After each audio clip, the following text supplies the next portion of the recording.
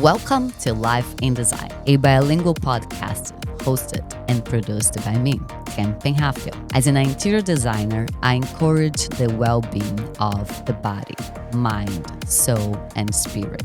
My goal is to create a safe space for breaking through self-imposed limitations and adopting an autonomous mindset. Each episode features inspiring individuals who have achieved their goals, encouraging you to step out of your comfort zone and design the life you always have dreamed of. Join me as we explore episodes in both English and Portuguese. I want to take this time to thank you all the sponsors and thank you to Ahi Board for sponsoring this podcast. Ahi Waves Lad believes no matter if you are a surfboarder or a bodyboarder, anyone can shred the wave. Intended for all levels of riders, Ahi Waves Lad is the ultimate barrel machine. It's made in the USA with 100% recyclable materials, easy to catch waves, and impact resistant. It's always overhead on an Ahi. Visit ahiboard.com for more details. Today, I'm delighted to welcome Che Maccosham, a vibrant local business owner hailing from the scenic city of Santa Barbara. Che is a savvy entrepreneur and a passionate salsa dancer, often seen drilling and moving to the rhythmic beats in his free time. His remarkable journey includes earning a spot in the Guinness Book of the World Records, where he proudly participated in a spectacular human pyramid. Beyond his achievements, Che is devoted practitioner of Nichiren Buddhism, with decades of experience shaping his worldview. In our enlightening conversation today, we will delve into the spiritual dimensions of having faith in the universe and explore the deep connections that binds us to the cosmos around us. Join us as we uncover the wisdom and insights that Che has gathered throughout his unique journey. Che, thank you so much for being at the Life in Design podcast. Thank you so much for your time. I'm really honored to have you here. And I would like to start our conversation today with you tell us a little bit about your background and about this human pyramid. What is that? And you will talk about it? Sure. Yeah, happy to be here. I was born in Santa Barbara, grew up out in Goleta. I encountered Buddhism when I was 16. My uncle practiced Nichiren Buddhism. And I grew up in Santa Barbara. I did a little bit of college, didn't get a degree, but kind of did some odd jobs. And then I finally got into construction and started my own company. But as far as the human pyramid, Human pyramid. that was a pretty crazy experience.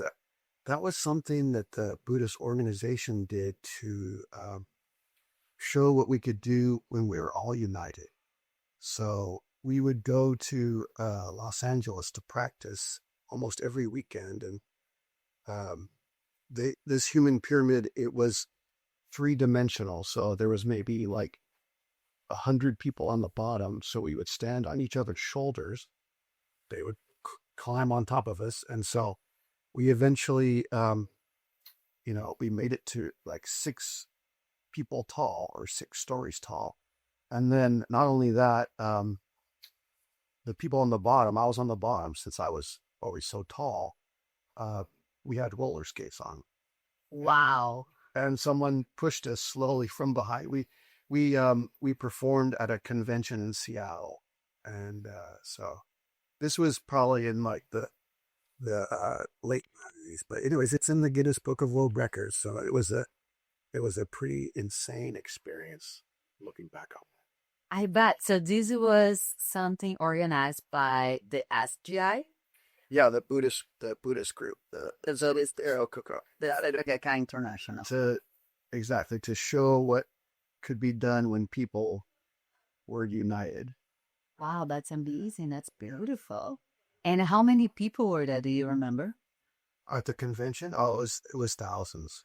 Yeah, but it was an incredible experience. And how many people were in the pyramid? No, pyramid. Probably, well, it was probably at least it was over 100. And how tall was that?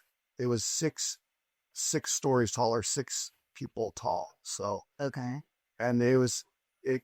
I mean, if you're on the bottom, it felt like your foot's going to go through the floor, and we would have to actually, like, if we started to feel like we were, if your knees started to buckle, then so we'd have to, like, 1, 2, 3, and just push up And everybody was pushing it at the same time. at the gum. Right. So I'm trying to put in perspective for whoever's listening to us how tall that was. So 6 stories was. Do you have an idea how many feet it? I probably How tall? not that. Well, I'm over 6 feet, so it was probably like 40 feet tall. 40 feet tall. Somewhere we practiced inside in an auditorium, and it was pretty close to the sea. top of the, and then yeah, and the person on the very top was holding an American flag too. Wow. So I'm impressed by it. And I'm also impressed by the meaning of that united you can do incredible things. Exactly. Yeah, what people can do when they come together. So that was the whole point of it. That's very interesting. And do you remember when it was that? What year? That might have been 95. Something like that. But I have a picture of that.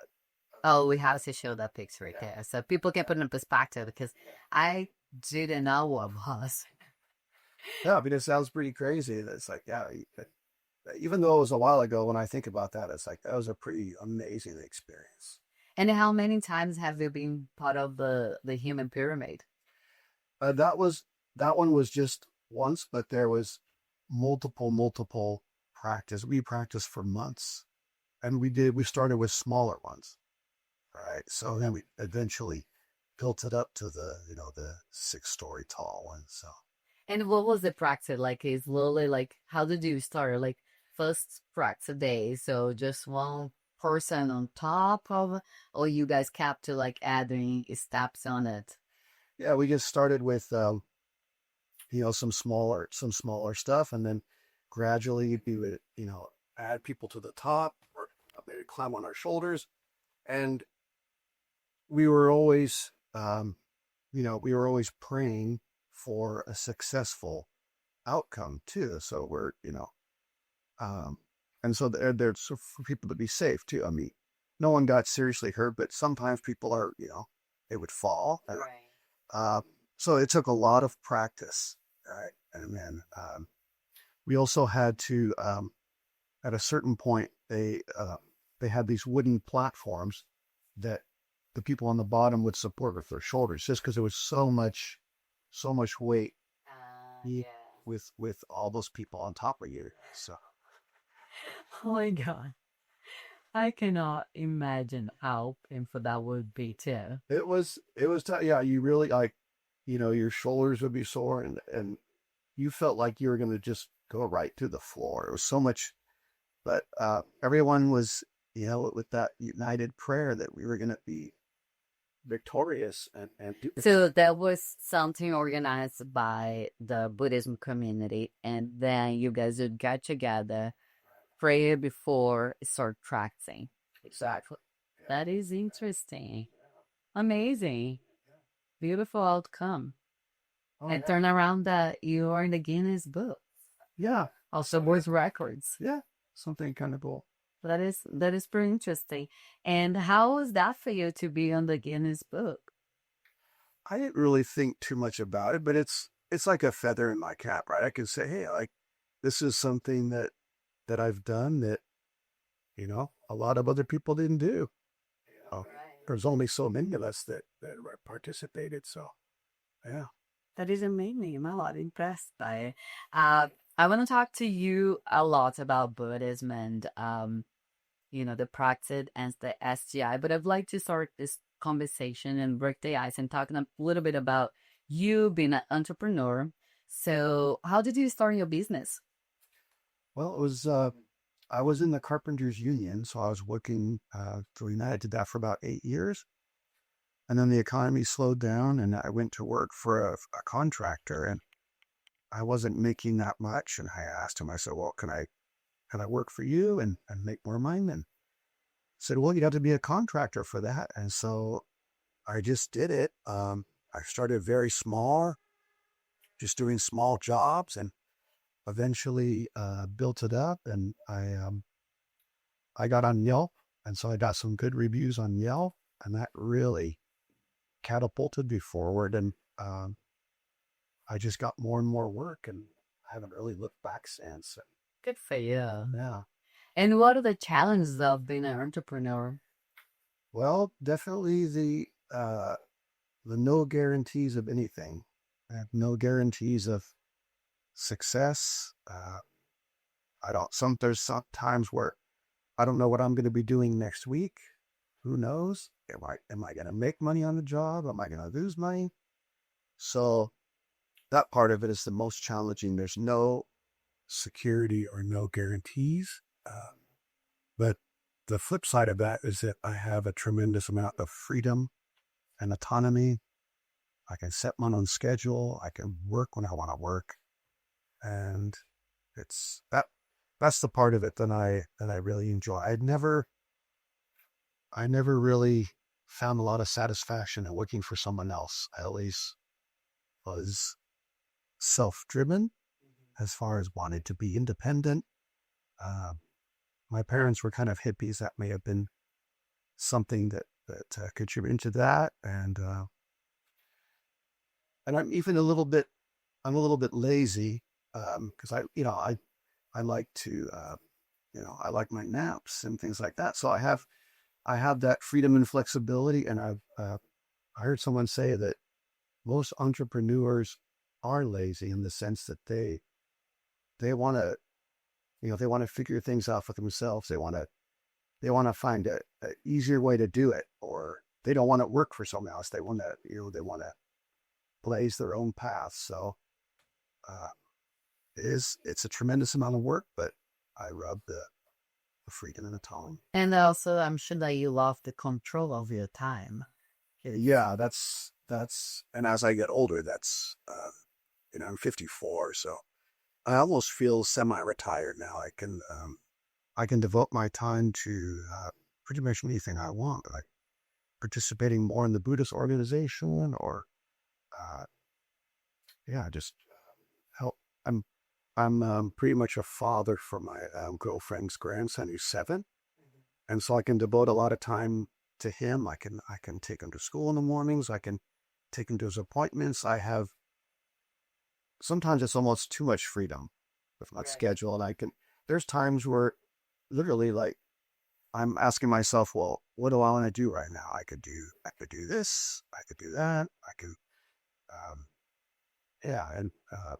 I mean, I could be, if I wanted, I could be going to the beach every day and just hanging out there all day, but that's just not me yet. I'd like to be engaged in things, but I do have that tremendous amount of flexibility with my time, yes. That is amazing. It's a blessing, honestly, yeah, because not everybody can have that.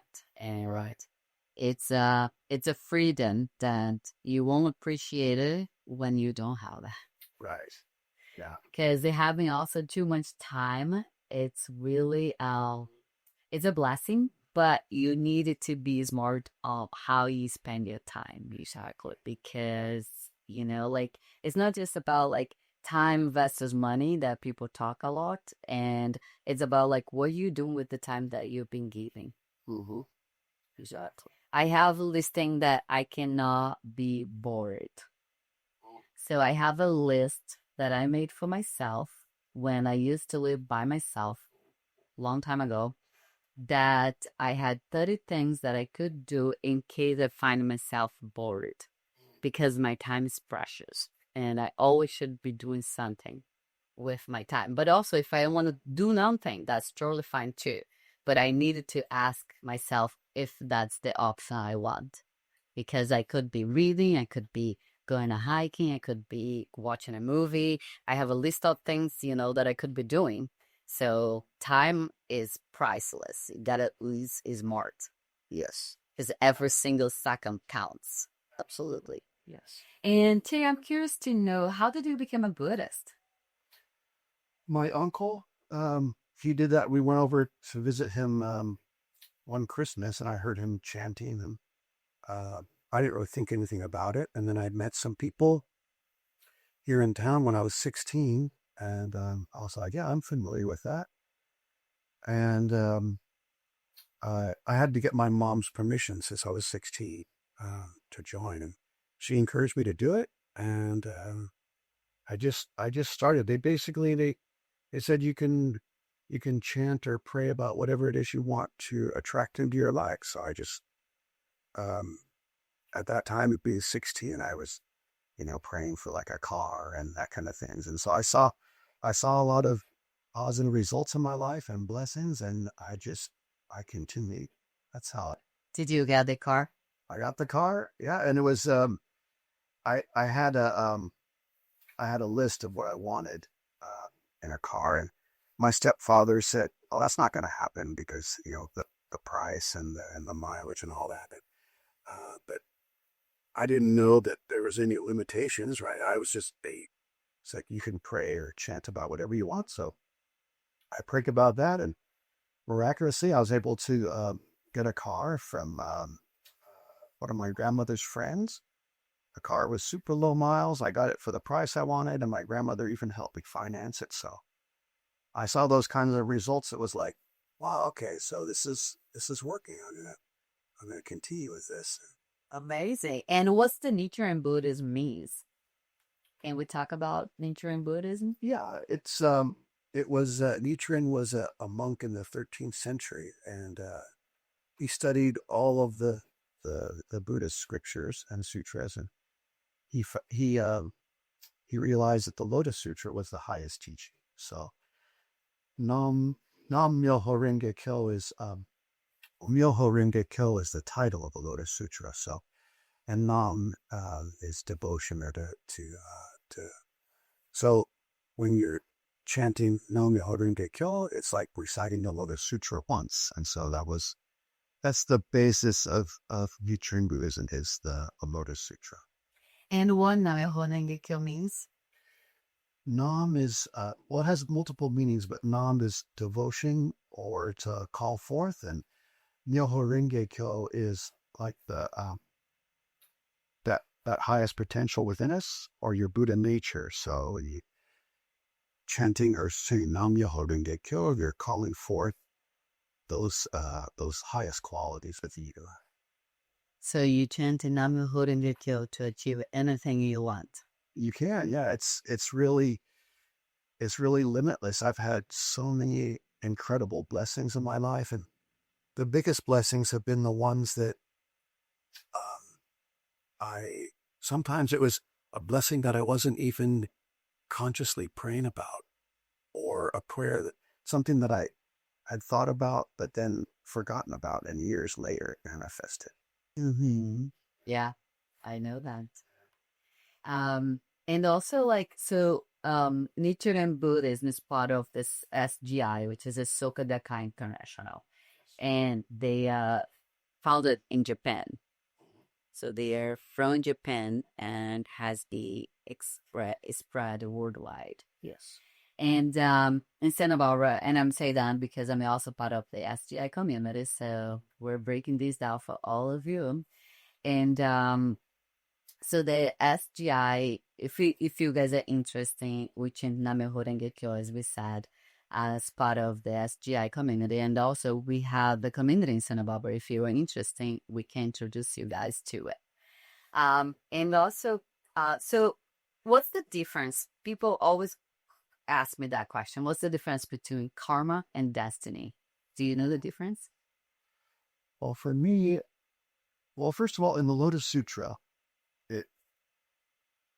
espouse that we chose to come into this world with whatever karma that we have. Like people have so many different various circumstances in their life.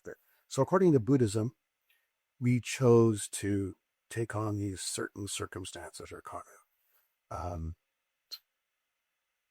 But for me, the difference is that yes, we have karma maybe from past lifetimes or karma that we've chosen to take on. But as far as Buddhism is concerned, you can change that karma or destiny. It's not immutable. It's not set. You can transform your life, and and then I think that kind of dovetails into like a mission in life. Like if you can choose to have a destiny or a certain mission in life, whatever that is, you can choose that. I believe that for me, how I say is karma, it's almost like, well, we come here, karma is, for me, is most like what I do. When I do good things happen to me. Because when karma happens really fast too, even small little things. So it's basically like whatever you do come back to you. It's basically them song from Beatles, the love you take is equal to the love you make.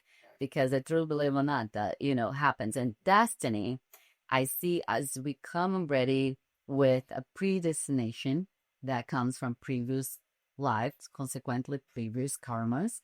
And when we chant, chant is equal to a prayer. So we chant, we pray.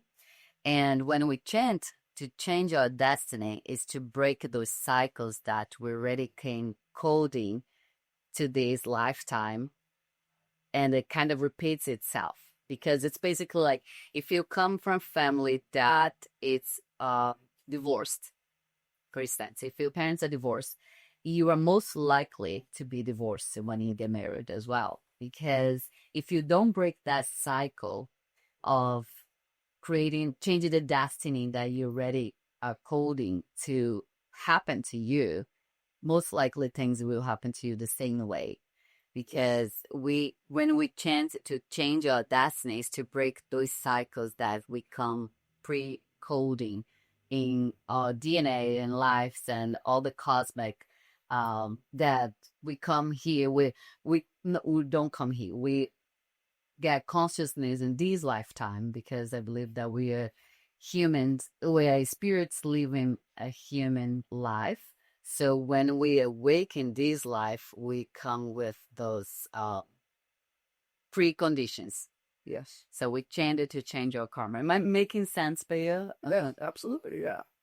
Yeah, and I think karma, it's part of like, karma, dharma, and that is many others, because it's part of like the Buddhism from different schools as well. And as it said, we practice the Japanese Buddhism and Nichiren Buddhism. And I think when we talk about karma in Nichiren Buddhism, we are talking about also changing that destiny.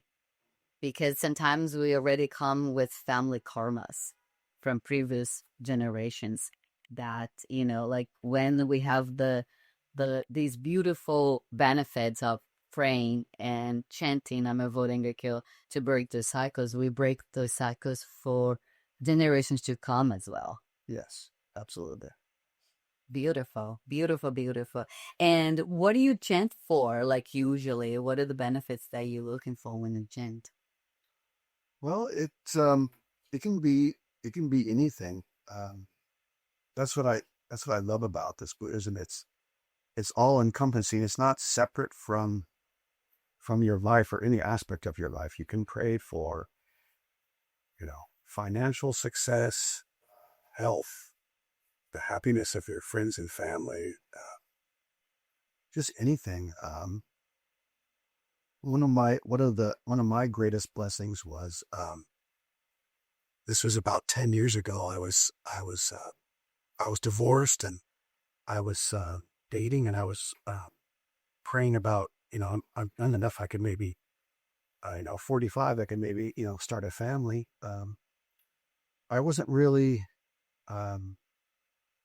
I prayed about that. I prayed about very deeply, but I didn't pray for it for a very long time. I decided that I was going to be happy regardless if I, had kids or not.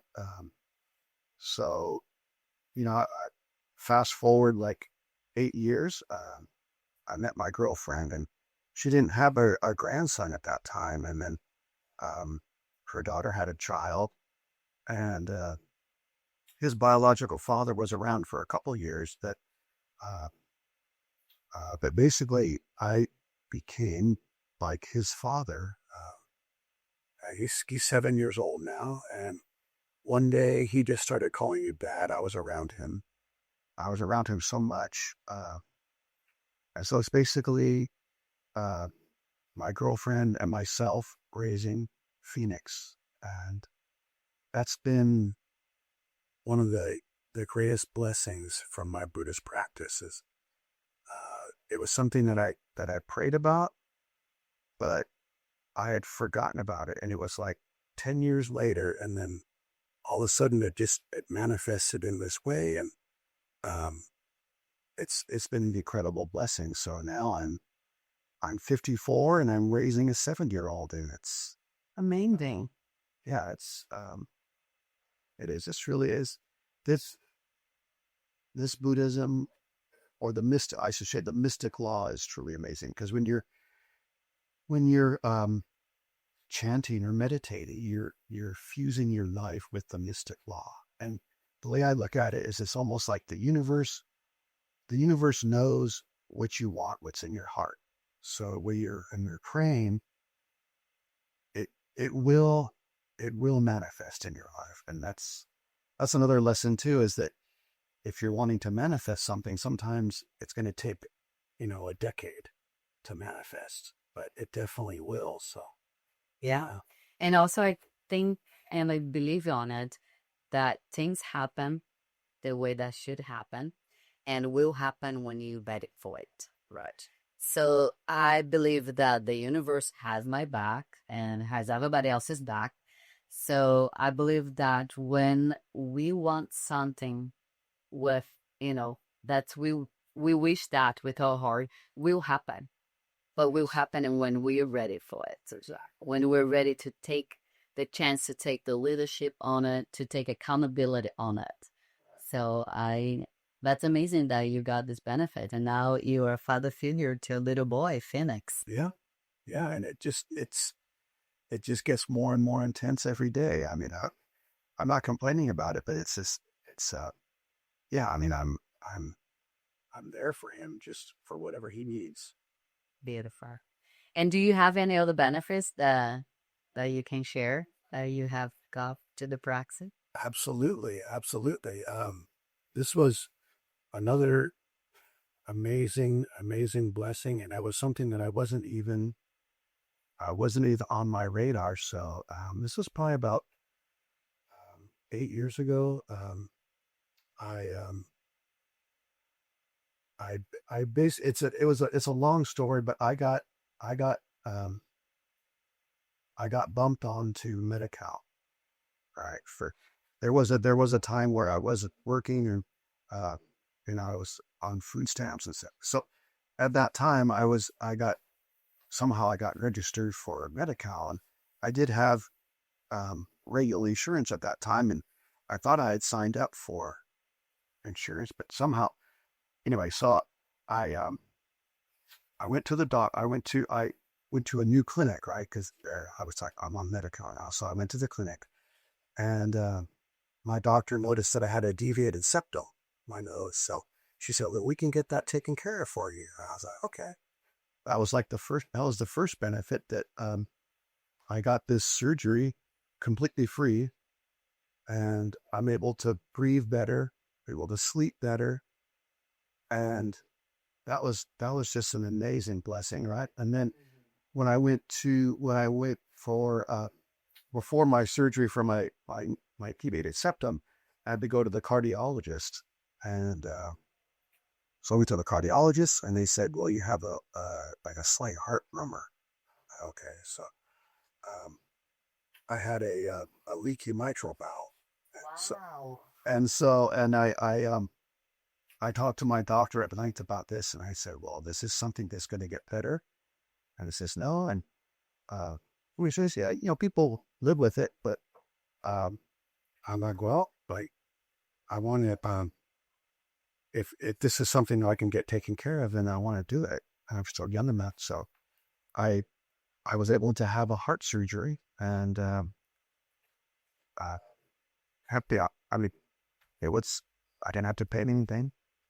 That was that was one amazing blessing. But the real blessing is that I feel like I was able to, or the universe was able to extend my life. This was something I had this heart murmur, leaky heart valve that I didn't even know about until I just happened to go to my doctor for just a physical, and so it's just this, yeah. That is I feel like like the universe really had my back. It's like, Yes.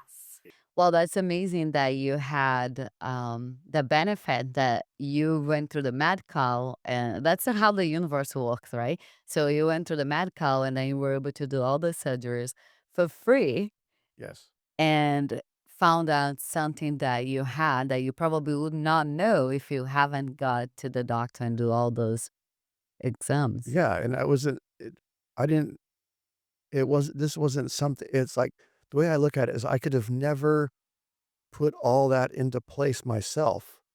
Like, it was just like all these series of events that was like the universe was saying, like, "You're gonna get this taken care of," right? And so That is what I call the little gift is from the universe when something happens that you not even expected. right, that you're not expecting, you're not even praying about, nothing. Yeah, it's just out of the blue like that, so Right. Yeah, it's fascinating. What made me become a Buddhist? It's something that for me has so many meaning to it because one time I'm very in tune with myself.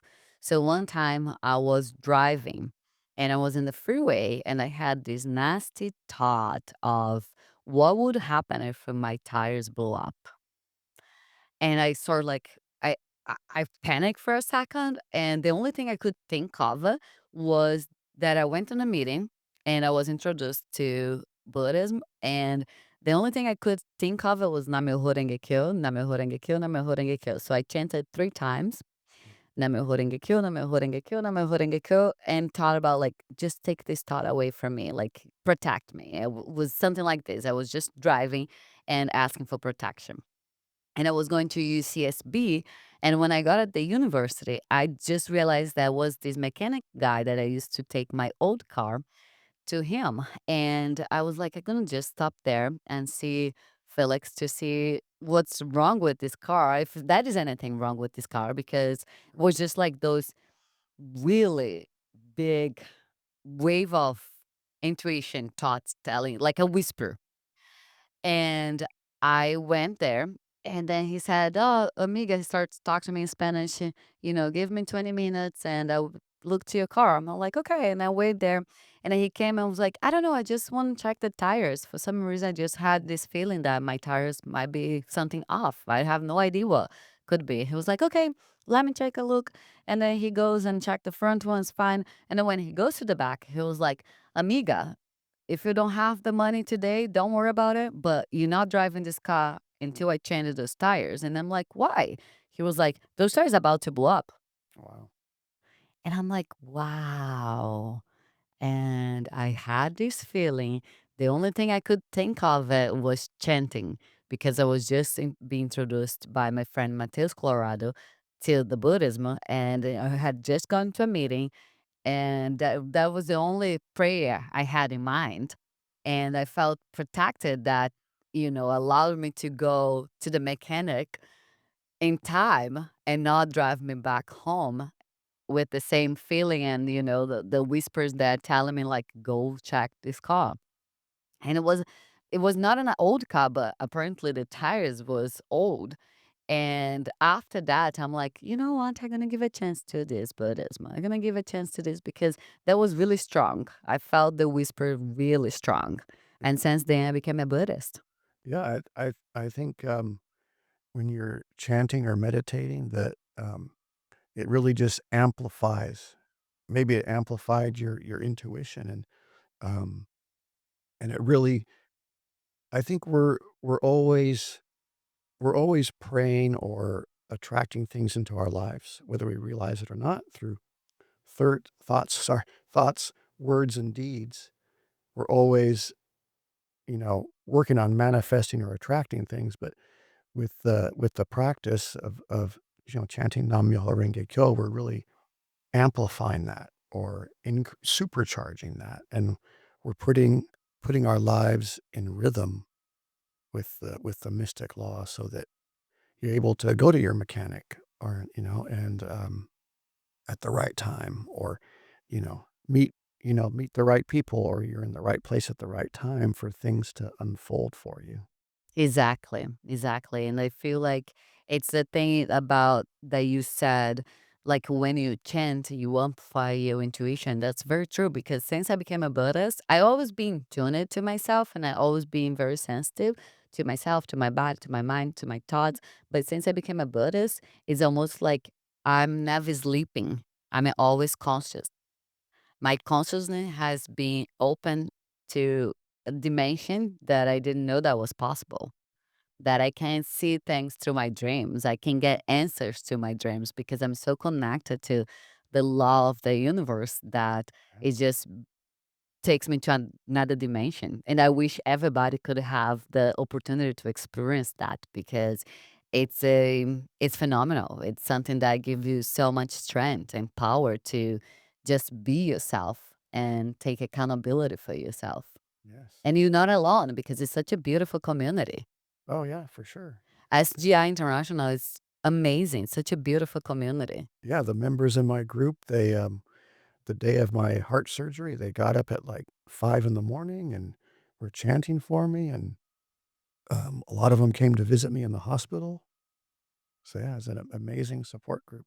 Yeah, I love it. I'm really proud of being a Buddhist. So for listeners that were watching us and listen to us, um, what are they, where they can find information about Nichiren Buddhism? Well, there's some great resources. Buddhability.org has a lot of great content. There's a lot of good podcasts. There's experiences on multiple subjects. That's a great place to start. Buddhability.org or SGI USA. Can Google that. Those are two good. Right now, I remember also like whoever is interested to chant, you also that is an app that you can download. It's called SGI USA, and you can just chant and listen to Namyo Renge Kyo and just like literally chant, look into the wall, go to the beach, put your headphones, and just try it. Try it for 5 minutes. I tell everybody, try it for 5 minutes.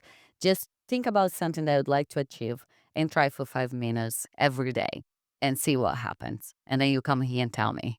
Okay, I'd like to ask, change the subject a little bit. I'd like to ask you, what are your accomplishments for the past year? Can you tell something that you've been accomplished? Well, yeah, the most obvious one is work stuff, but for me, I think the last years, my greatest personal achievement has just been, raising my son Phoenix, just being there for him, taking him to his flag football practices and his games, and, uh, participating in the, events with his school, um, and just seeing him blossom and grow, and, uh And rising above like a phoenix. yes, and I didn't, I didn't prompt him, but he did write this paragraph at school saying that he wants to become a Buddhist leader when he grows up. So, Oh, that's beautiful. yeah, he's really an amazing kid. So, Oh, you must be really proud. yes, yeah. Yeah, because it's a gift you were sharing with him. Yeah, absolutely. And I don't, I don't force anything upon him. But he just naturally, came up with that. So, Cute. Love it. And I'd like to ask, as an interior designer, I have to ask, what is your dream home? If you could build a house for yourself, what that would look like? My dream home. Yeah, I always imagine something close to the ocean, um, something with an outside space, like a garden, and maybe some animals. So yeah, something that's um, surrounded by nature. Yeah. Okay.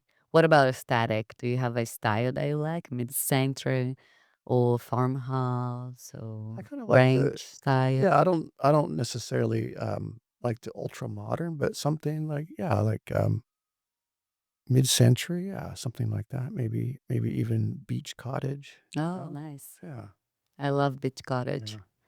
I've spent a lot of time in the Hamptons in New York and East Hamptons, and I love that style. It's so romantic too. Right. Yeah. Um, do you have any design that you like that they like the style? Um, yeah, I mean, I do enjoy Santa Barbara is obviously the Spanish style. Spanish So Colonia. yeah, I I do. got you a book of Spanish Colonia, huh? Oh, nice. Yeah. Yeah, so I do enjoy some of that. And yeah, I'm very artistic, so I like you know, any kind of architecture that incorporates art or color, and so That's cool. Wow, that's amazing. And okay, so now I'm gonna ask you the hard questions, which is questions that is a little bit more deep, but you answer if you want. If you not, that's okay. totally fine. And the questions that I have selected for you, I'm gonna start with this one. If there is a special place you dreamed about, what will you be doing to bring gifts to the world? And who will be there with you? Mm. Well, I'm pretty much living the life that I want. I mean, I I can honestly say that most of my like prayers or dreams have been fulfilled. I mean, I'm living in beautiful Santa Barbara. Um, I have a family, my girlfriend and my son, and um, so I feel like I'm pretty much living the dream or my dream. I still have some big goals, and there's some I want to be better off financially and maybe be able to buy a house in Santa Barbara, but um, beyond that, I'm pretty much living my dream In Santa in Barbara. Santa Barbara. Yeah, it's hard to So you already bring the people. gifts to the world. Yeah, and then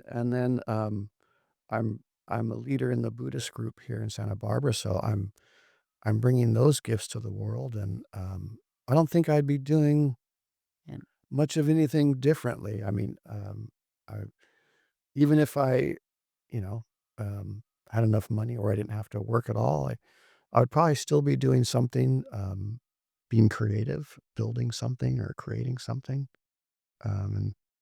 and then also being involved in the Buddhist community, giving back that way. beautiful. Yeah. And next question for you is what advice would you give to your young self? My young self. I guess I would have maybe put in a little bit more effort early on. I was kind of a late bloomer. I didn't really get serious till a little bit later. So, Okay. And what do you appreciate in life? well, just one thing that this relates to to the Buddhist practice. I appreciate being able to, uh, no matter where I am or if I'm, in a bad mood or tired, I can always meditate. I can always um, elevate my life condition. I can always um, manifest happiness from within. Beautiful. Beautiful, beautiful. And my last question for you is when you were at your happiest? When was I at my happiest? Hmm. I guess being with family and There's a lot of happy moments, just being surrounded by community and family and, yeah. Amazing.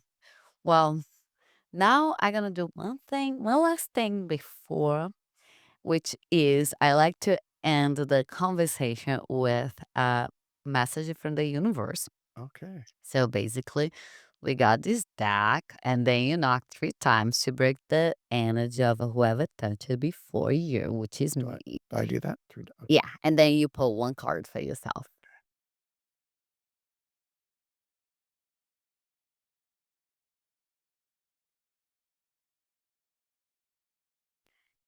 Ooh, that's a good one. That is nothing sexier than my authentic truth. Nice. Look at this. Alright. Let's cheers card here. I will keep it here so we can close with that. And also, just to finish, I brought something here which I'd like you to read because that's the Buddhism Day by Day Wisdom for Modern Life. And I'd like you to read today's modern life. So Okay, yeah, I read this earlier today. I thought this was pretty good. it's the other page. Yeah, that one. Let's see here. A society that has sacrificed so much to material wealth, that has forgotten the human heart and the better human aspirations, degenerates into something compassionateless doctrine, ignorant and ultra conservative. When this happens, fundamental solutions to calamities become impossible. If we protect the truth and are resolute, we are capable of creating peace and prosperity, and the truth that we must protect ought to be high and great. Our great truth, the one thing we must protect to the utmost, involves ethics and the best of human nature.